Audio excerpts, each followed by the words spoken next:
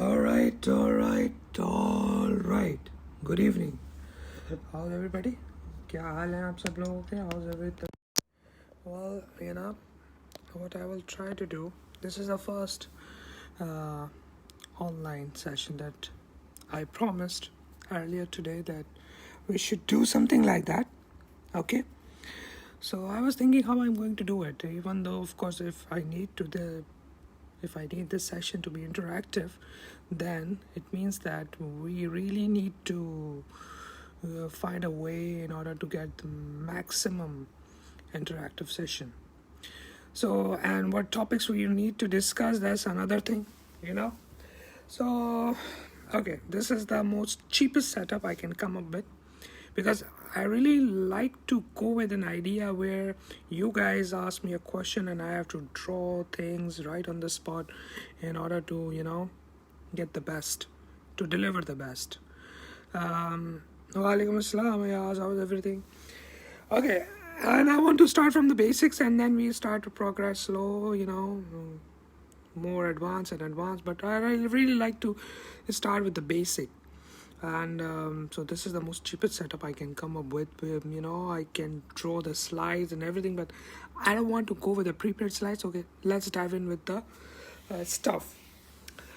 As we all know, the internet is full with this thing. This is called the exposure triangle. Let me write it down. Exposure triangle. Okay, that's the thing. But this is which is based on shutter, aperture, ISO. All right, we all know that. We all know this kind of things. But I really don't want to do this thing. Okay, I want to correct this thing. I already explained this thing multiple times over the social media that this is not the right exposure triangle. Why? What's wrong with that? Well, the real exposure is something different in compared to what you actually going to get. There are two parts of this exposure triangle. All right, two parts. I'm really going basic and I try to be as simple as I can. All right, there are two things happen when you click in a camera. All right, these two things, let me draw with different colors so you can get the idea. These two things basically you set before you taking the picture. All right, now you're probably going to say, well, we also adjust the ISO in the camera before we take the picture. Well, logically you are right, but this is not exactly how ISO affects your image. I will explain later in a few minutes how this is going to be, if not going to be effect. Here is the thing. Before you take the picture, you set your shutter speed and aperture. And physically, once you take the picture, it goes into the camera processor. This is where you are setting the ISO. So once you take the picture, after that ISO applied to that taking picture. I will draw the block diagram, then you will able to understand what exactly where the ISO comes in. All right. So, what exactly the real exposure triangle is? The real exposure triangle is basically, let me draw it. It's called SNR. Now, what does SNR stands for? Signal to noise ratio. Now, signal to noise ratio basically happens not at one place, not at two places. Actually, it happens at 4 places. 4 places. This SNR basically applies, and this triangle, it's the exposure triangle basically breaks down into your camera at 4 places. And where those 4 places are, let's dive in. All right, I'm going to draw it quickly, so you have to catch me up. All right, here is the thing. All right, let's go deep. Okay, here, this is your lens. This is your lens, and this is your aperture. My handwriting is right now really bad, but I'm trying to, capture something. Wait. Alright, this is A, aperture. This is lens, and inside the lens this is aperture. Now look what happens. Alright, now what is this? This is the camera. This is the camera. Alright.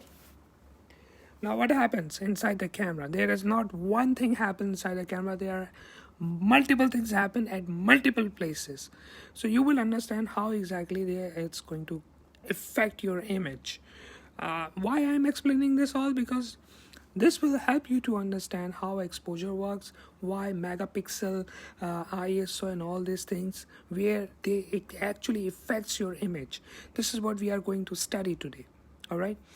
So I explained you earlier this part, aperture, shutter and SNR. Now all these three things will be applying over this part. Now watch closely. This is your shutter. Alright, from the shutter, basically from the aperture, now there is another block, this called IR filter.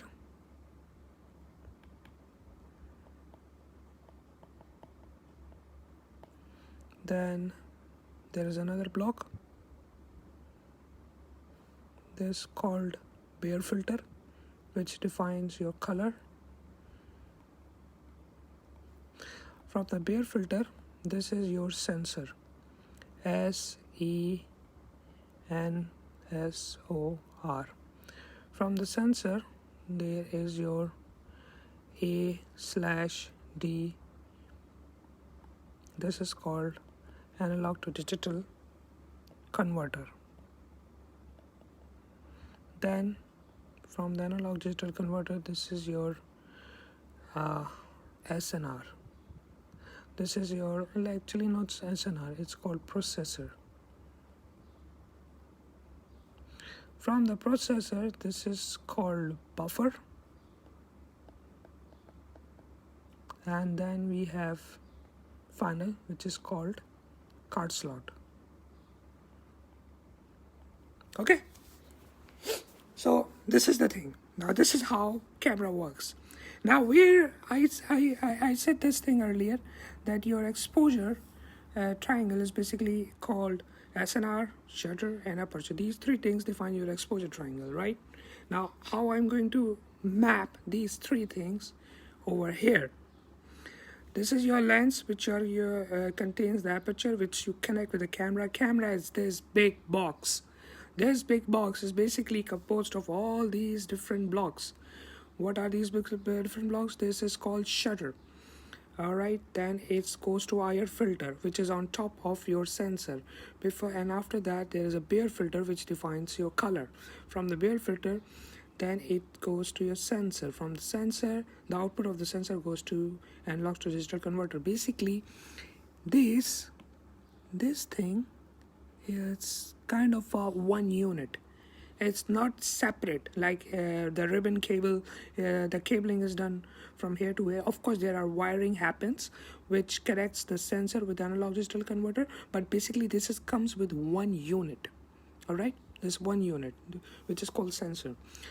Now the output of the sensor goes to AD converter. AD converter outputs to the processor goes out to buffer.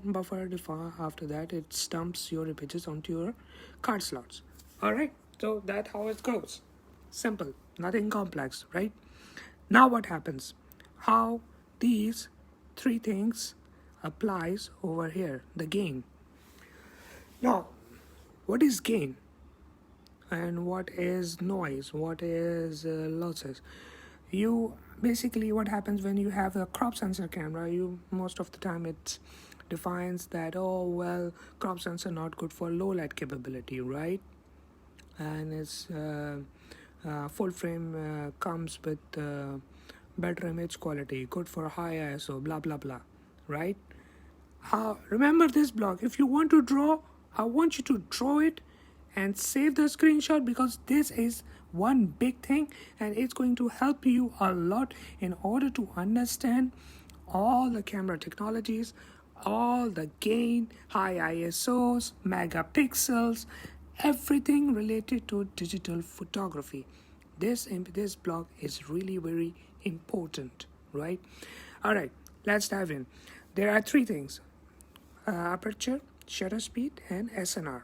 This is what I call that defines exposure triangle, right? Okay, I'll start drawing these three things. This is your aperture.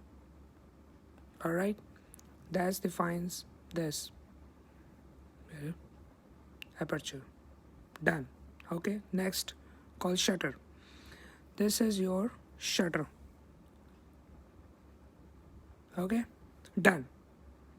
All right, so shutter is also done. Now comes the last part, SNR, right? Now SNR is basically, it's a big thing. SNR comes in not one, not two, at three different places. SNR defines over here, which is sensor. SNR defines analog to digital converters, and SNR also defines to processor. All right, these three things. All right, let me break it down for you. These three things defines SNR. What does this SNR? That's called sensor, then calls AD converter, and then called processor. These by what camera companies does, they play with these three things and they release different models, right? How it's going to happen? For example, Nikon D610. D610 is and D750. D750 is famous for low light ISO, better dynamic range. But as I told this thing multiple times, that D750 contains exactly the same processor of D610. Like D610 got the same processor of D750, right? So how come D750 performs better than D610? Why? What happens if it's got the same sensor? Look what happens. Sensor, AD converter, processor. What they did, what camera companies did, they put the same sensor of D610, everything from here, everything on this part of the D610, exactly the same for D750. What happens in D750, they change these two blocks, AD converter and processor. In the processor, they put the advanced SNR firmware, which enhance the power of D610 sensor output and make it better. The low light, the dynamic range, the low light capability, the high ISO, everything happens in these two things, in this part, processor. This block defines how good the camera low light performance is. I repeat, this block, processor, which contains the SNR firmware, defines the camera low light capability. Now there is a limit for it. Okay, you cannot take like 100 megapixel full frame camera and get the best dynamic range of like Sony A7 III or Sony A7S. It's not like that. There is a limitation, and that limitation comes from here. How? We will talk about it later. So as I was saying, the SNR contains sensor, defines the SNR, signal to noise ratio, analog digital converter also defines the SNR. Basically these two units combine in one unit, so take it as a one, but basically they are divided in two parts. And then processor. So this is what we are dealing with. This is the real exposure triangle, and how we are basically having the image light coming from the lens falling into the shutter opens, then infrared filter, then Bayer filter, then sensor, then analog to digital converter, then processor, then buffer, then card slot. Now, how different camera companies basically varies all these things. Like for example, um, your any crop sensor camera or any entry level camera has 5 frames per second, all right, but the high end of the same camera company high end model contains like 14 frames per second. How come 14 frames per second?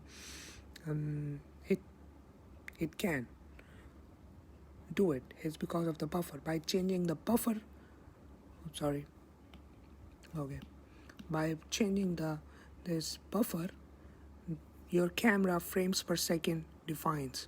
This block defines the camera frame speed, and how quickly it writes and how quickly it dumps. It's also defined your camera frames per the camera buffer. So basically these two defines the camera buffer. All right, SNR stands for signal to noise ratio. SNR, signal to noise ratio. Now these three things define the gain. Let me explain what gain is. Okay, now these three things define the gain, right? We cannot, for example, let me start explaining this thing. You have, let me draw it for you. This is a crop sensor. Now, let's draw over here. 1, 2, 3, 4, 5, 6, 7, 8, 9, 10, 11, 12. This is 12 megapixel crop sensor. Okay, see, that's 12 megapixel crop sensor. Now if I have the 12 megapixel full frame camera, now look, 1, 2, 3, 4, 5, 6, 7, 8, 9, 10, 11, 12. Now look over here, full frame 12 megapixel and 12 megapixel crop sensor. Which pixel is bigger in size? This one is this one is this. Which one has more width? The bigger the pixel, the better for low light. Keep this thing in mind. The bigger the pixel, the better for low light. Okay, the smaller the pixel, the worst it is for low light, right? This is the basic. Okay, now look what happens. Even if I increase to 24 megapixel, okay, crop sensor and 24 megapixel full frame, same applies for this theory of bigger pixel better for low light, smaller pixel worse for the low light. Now but still, like camera like D500 or Fujifilm X-T20, Fujifilm X-T3, X-T2, they are very good in low light. How come? You are contradicting yourself.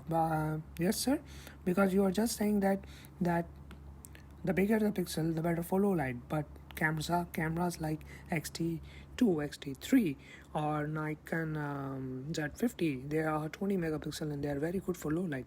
How come? Well, because of this thing, processor, because of this thing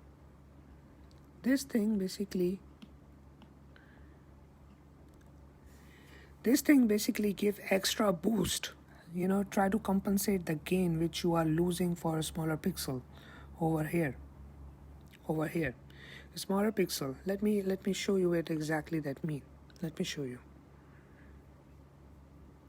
Okay, it's very simple. I hope you guys can understand.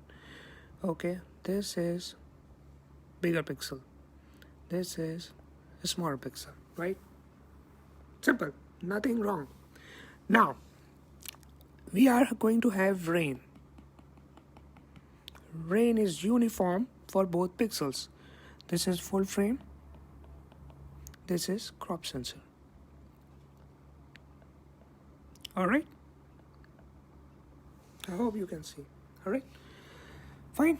Now what happens if the rain light falls on both, and which pixel fills more quickly? Like if I take exposure of 1 second, which pixel fills more quickly? This one fills more quickly. This one, let me wait. This one fills more quickly for 1 second of exposure, and this one reach up to here. Same height, right? Same. This is still empty. This part of pixel is still empty, right? So imagine if you are taking the exposure of 1 second of crop sensor and full frame, both are having 12 megapixel each, but due to the smaller pixel width, this one getting more saturated more quickly, and this part is still, the full frame is still showing that it can go for 2 seconds of exposure and it still did not get saturated. So this is called the dynamic range. This is what defines the dynamic range. This part basically defines the dynamic range of the camera.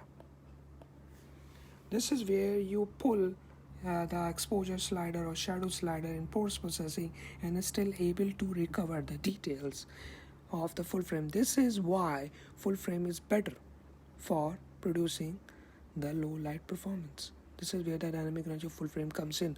Even though you are taking the same exposure of on the crop sensor and the full frame, but because there is no room for, over here there is no room for exposure recovery, so you are going to have worse dynamic range in crop sensor, but you are going to have more room for full frame.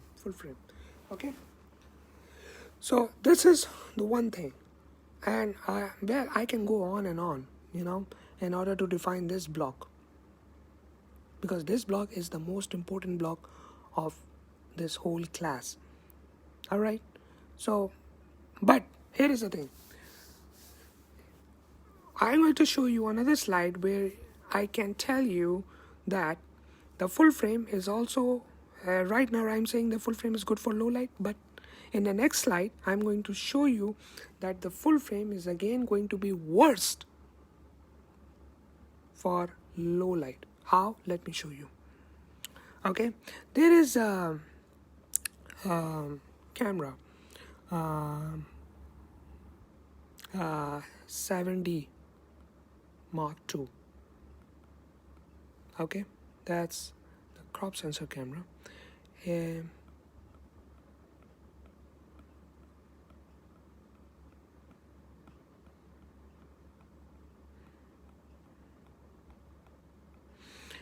It got 20 megapixel, I believe. Okay, right?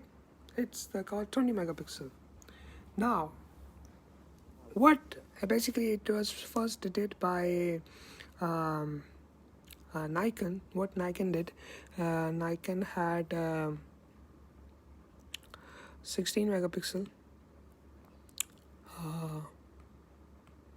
D7000, and what is for 16 megapixel. So what it did, the pixel density of the D7000, they enlarged the same pixel density over a full frame, and they made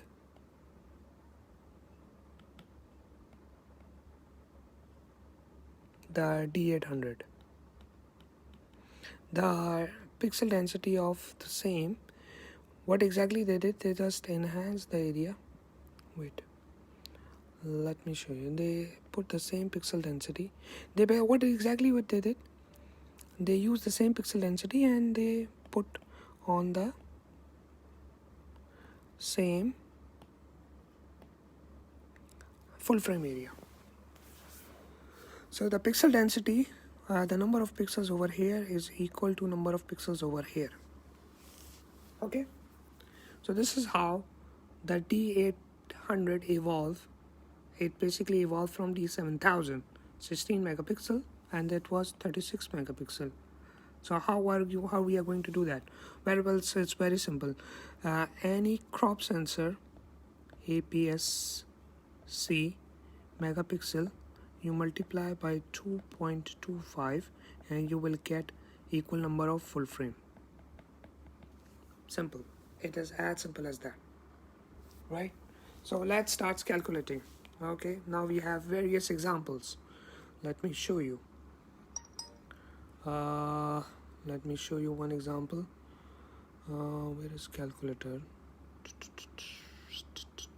Okay, you have 2.25, right?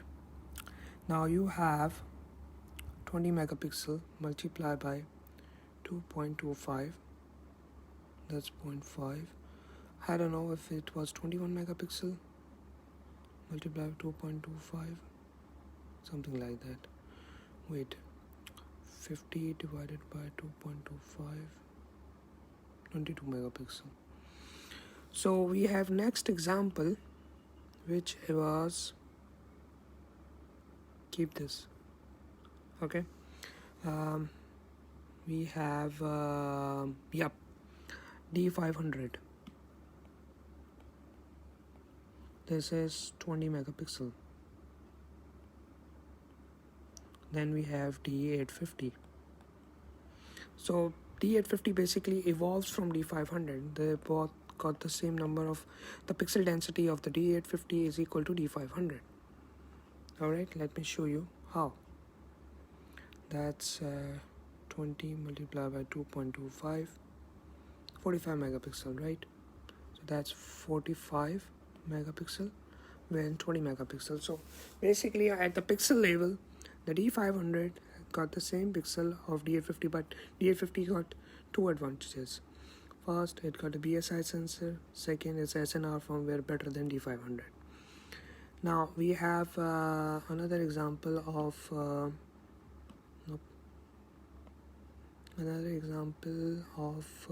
that D71. Which was the another one? 5D70 Mark II. That is 5D S, and that was 7D Mark II. So 5DS, which is 50 megapixel, is same like 7D Mark II. Same pixel pitch, same. So 7D Mark II basically enhance the pixel density over the full frame, and then we have 5DS. 7000 evolves to D800. 7D Mark II evolves to D5S. D500 evolves to D850. This is how we are having the pixel density. Now here's the thing. The funny thing is we are going to have 50 megapixel full frame sensor. Alright. In the previous image I showed you that how 12 megapixel was better in compared to 12 megapixel and the crop, right? Under the same light, because it got bigger pixel. This was the whole idea why full frame was better. But now the pixel density over the full frame is equal to the crop sensor, like in this example where the 7D Mark II number of pixels per square millimeter is the same like 5DS. So the pixel level advantage is gone. Khalas, no more. So that advantage of low light for full frame is gone over here. Why? Because the pixel of the full frame is equal to the pixel size of the crop sensor. So how the full frame is going to be better now? This is the whole thing. This is the main idea. Why full frame, and how full frame is going to perform better in compared to the crop sensor. 5DS cannot go more than 400 ISO. Cannot get more than 400 ISO. And there we have another full frame camera like A7S, 12 megapixel. We have D3. We have D4, which are 12 and 16 megapixel each. Okay, because their pixel density is bigger.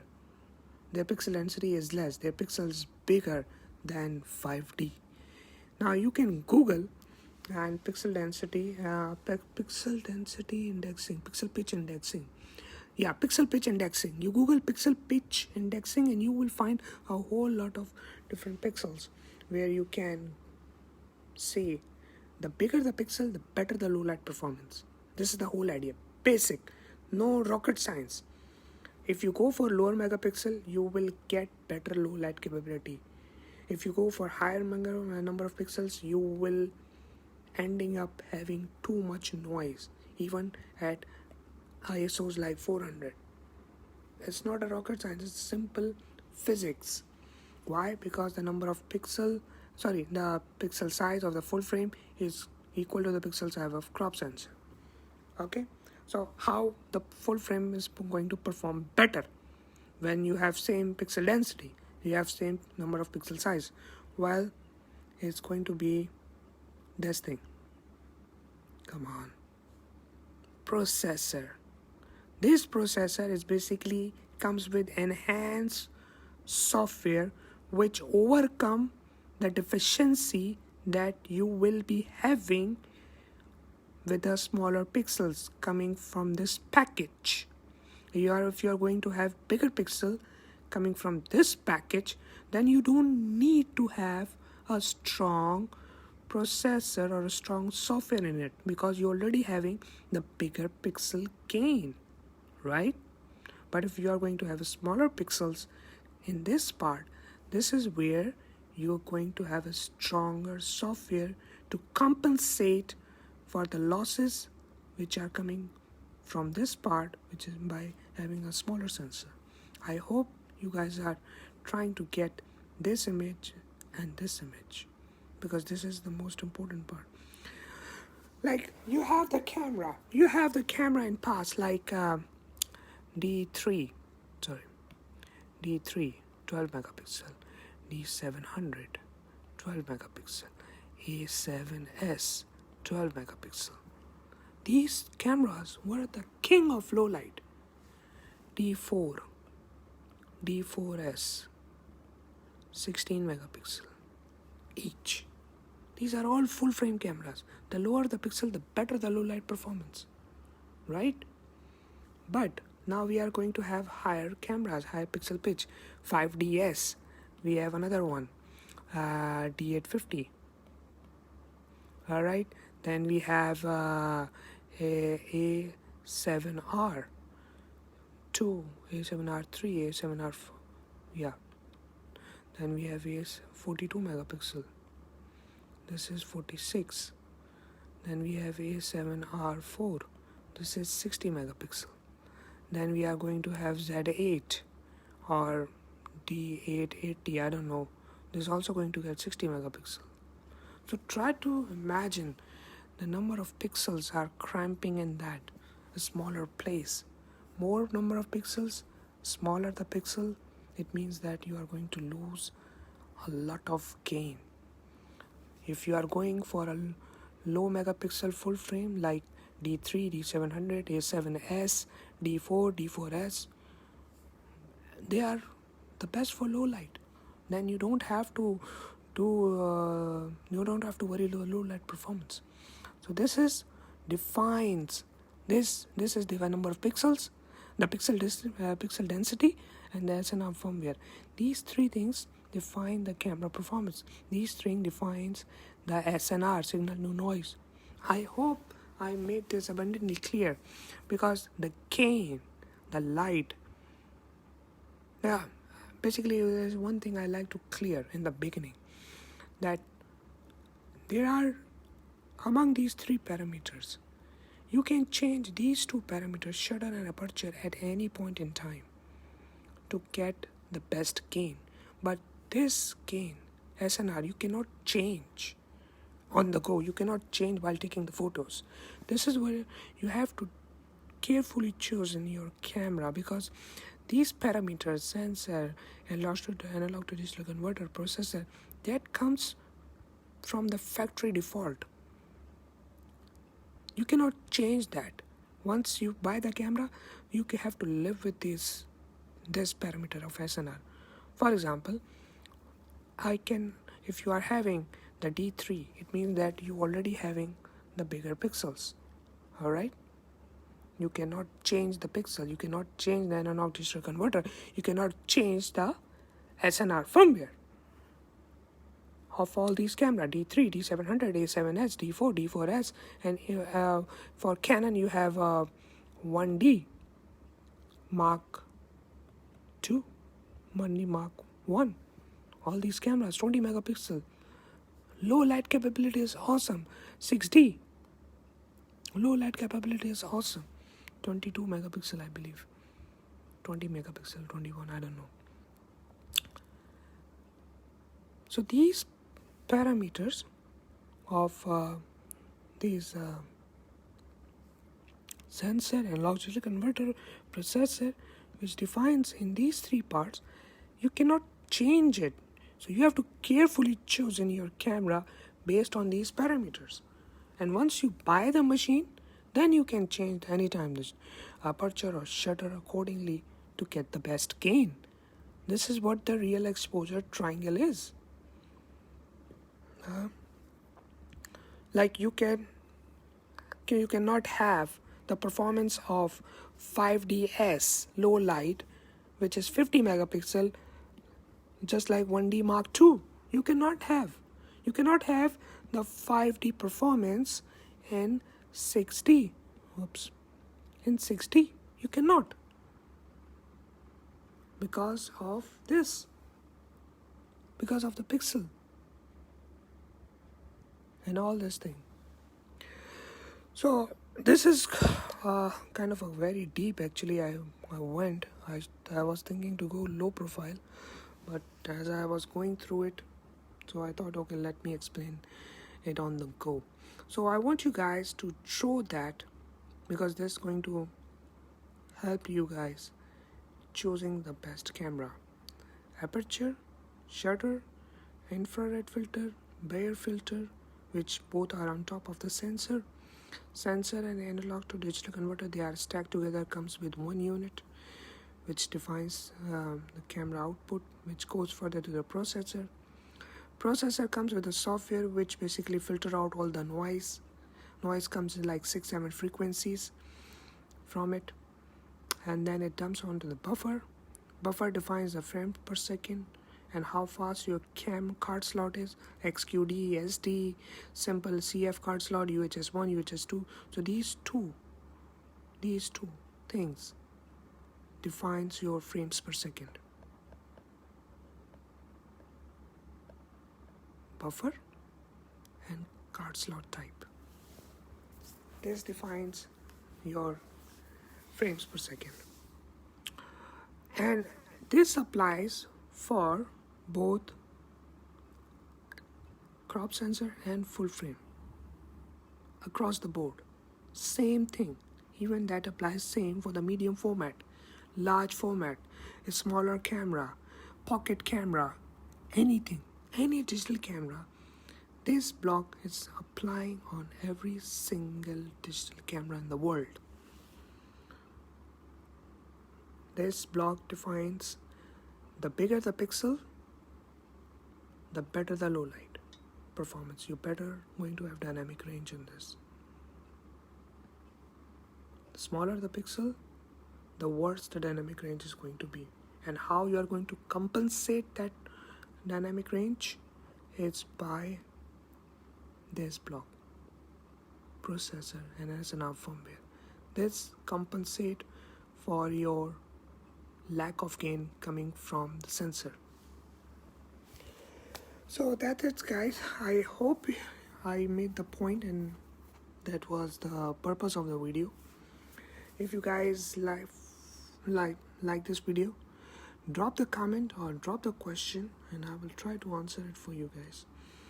And maybe we have to go more these kind of things, like how next, I'm thinking to go next session more about practical hands-on, because this is a hardcore theory, but I just want to give you idea about the exposure triangle, so that how the exposure triangle works in my way. Rest is up to you. Thank you, and keep watching this channel. I will be coming with more stuff soon, and will explain you more in detail. So again, let me summarize everything for you guys. The real exposure triangle, it's shutter speed, aperture and SNR. These two parameters you can change anytime. This parameter you cannot change. That comes with the camera model. So you have to carefully choose what camera you are going to choose, what kind of pixel pitch it comes, what kind of AD converter it comes, what kind of SNR it comes. You must have this enough knowledge to get the best low light performance, to get the best exposure.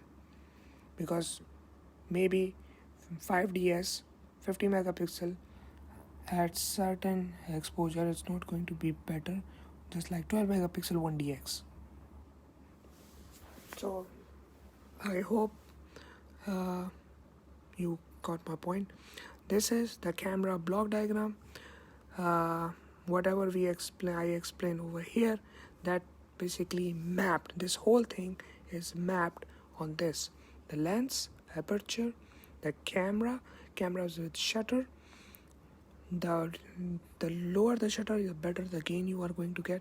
The wider the aperture, the better the gain you are going to get. This is the infrared filter, this is the Bayer filter, and this is your sensor.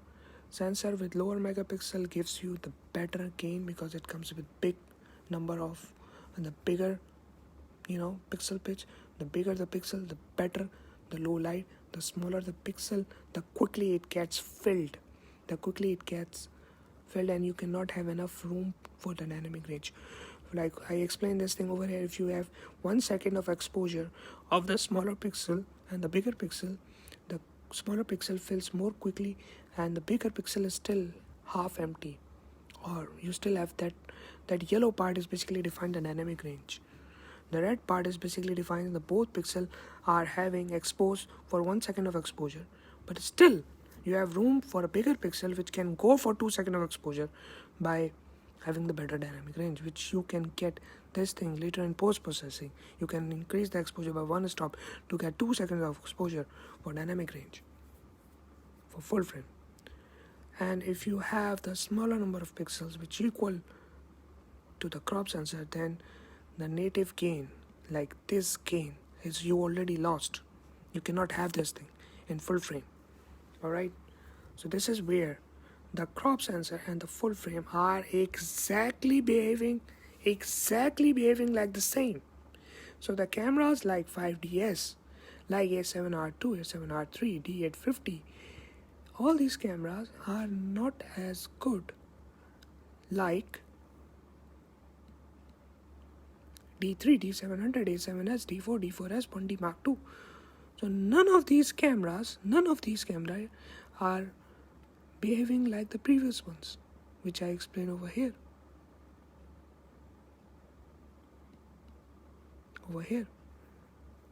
Why? Because their pixel size is bigger. Their pixel size is smaller. This is why.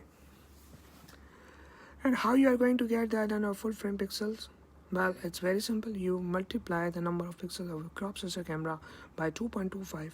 You will get exactly equal number of pixels for a full frame. I explained that for 850 to D500, 70 Mark II for 5DS, D7000 was for D800, and there is another thing, very interesting thing. What happens. And I said that thing when Sony released the A7R4, and it was very funny. You know what happened? We had the... Let me draw. Wait. It was funny, but it was totally worth. Okay, we had the 26 megapixel X-T3. Okay, that's Fujifilm camera, right? That 26 megapixel is coming over here. Same pixel density. Okay, don't go with the count. I'm just defining this number of pixels. The density, the number of pixel per square density for crop sensor, which is this, right? Now, if I continue the same pixel density over the full frame, this is what I got.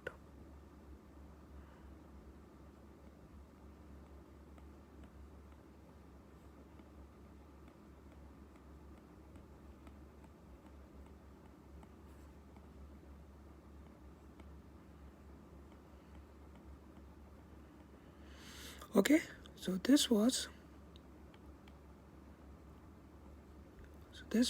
Sony A7S4. Sorry, not S4, R4. This was 60 megapixel, right? Okay, now what happened? This is full frame, this is crop sensor,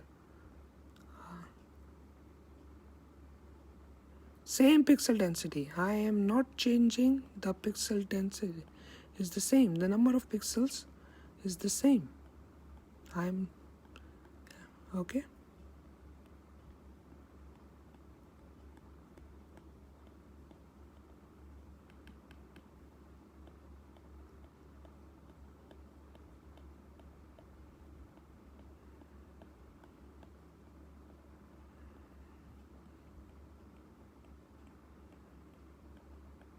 Okay, this is basically your Fujifilm GFX 100, which is 102 megapixel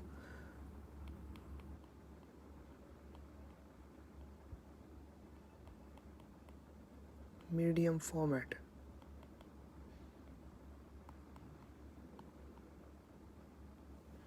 Okay, so what happened was, this was the silicon wafer. Okay, silicon wafer, the big silicon wafer, it has the uniform pixel density. The number of pixels per square millimeter is the same. So what they did, they cut for 24, wait, the sensor area for crop sensor is 24 by 16.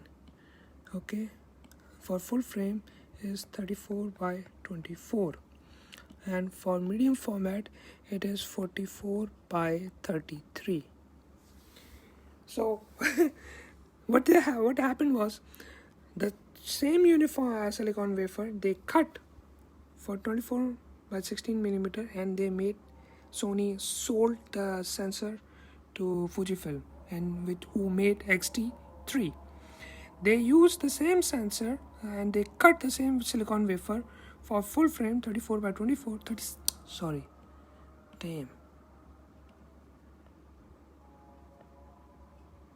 that's 36 actually.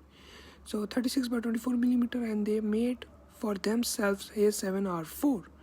Again, using the same sensor, they cut and they made the bigger portion of it and sold to Fujifilm, who made 102 megapixel GFX 100, which is 102 megapixel medium format. Okay, so now you think logically and tell me, what's the difference? What's the difference of crop sensor, full frame, and medium format in this case? What's the difference? When it comes to pixel performance, they are all XT3, A7R4, and GFX 100. These three cameras are exactly the same at pixel level. Nothing's changed.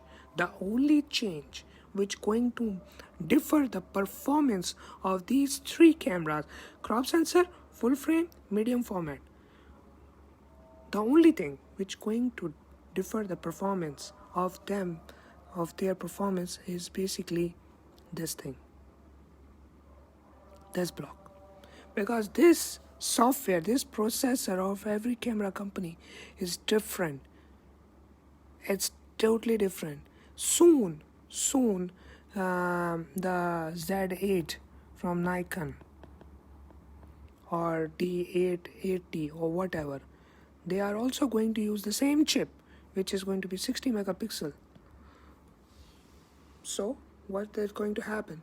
But Nikon performance will very different than all these three cameras, because the Nikon SNR firmware is always, that software inside their processor is always superior than rest of these guys.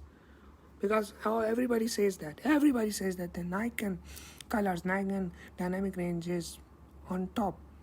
of rest of these guys. Why? Because Nikon secret weapon is not the sensor, it's this thing. SNR firmware. This thing of Nikon is always gives Nikon lead to all these different camera companies. You are going to give Nikon any sensor and they give you the best dynamic range, the best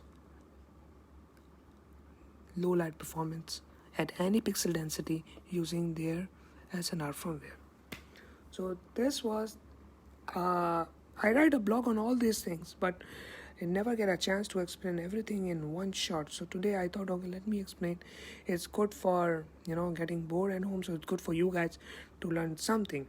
So now you know that anything related to sensor or anything related to camera, you have to carefully choose the number of pixels, what it's going to be, and how we are going to get this thing.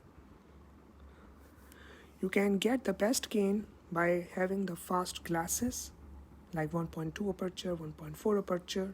If primes, if zooms, then you should go at least for 2.8. So this is where you this part. This is where you get glasses like 1.2 or 2.8 zooms. So 1.2 primes, or 1.4 prime or 2.8 zoom.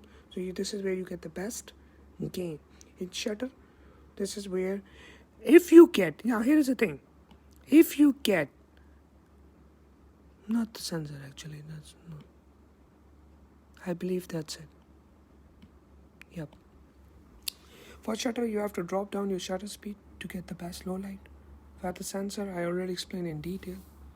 So these three gains was first gain, second gain, and this is the third big gain, which you explain this,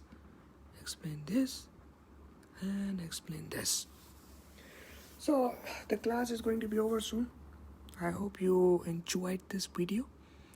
It's kind of a technical. I don't want to be technical, but I had no choice because I want to explain you how the camera works, how the camera behaves for the exposure triangle, and this is the best way to explain in my humble opinion.